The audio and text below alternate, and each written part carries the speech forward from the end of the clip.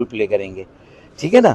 अगर बिजली के बिल आधे ना हुए, गैस के बिल कम ना हुए और आम आदमी जिसकी तनख्वाह 40-50 हज़ार या 30 हज़ार है और उसका अगर 15-20 हज़ार का गैस का बिल है, फिर बिजली का बिल है, उसके बच्चों की तालीम है, सेहत के मामलात हैं, किराए जो ट्रांसपोर्ट का, फिर घर का किराया, वो उन्होंने वोट पीटीआई को दिए तो इसलिए दिए कि महंगाई और बेरोजगारी को खत्म करे।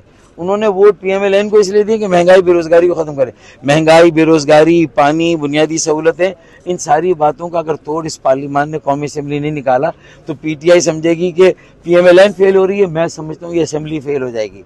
ये सिर्फ पीएमएलएन की फेलियर, हुकूमत की फेलियर नहीं है, ये तमाम मुंतखब नुमाइंदों की फेलियर है। उन सबको मिलकर, सर जोड़कर, अपनी अना को पीछे रखकर अपनी ये लड़ाइयाँ ऐवान में लड़ें, एहतजाज भी करें, शोर भी करें, उस पर भी बात करें। लेकिन महंगाई और बेरोजगारी का क्या तोड़ है? बिजली और पानी का मसला कैसे हल होगा? गैस का मुतबादिल कहाँ से लाएंगे?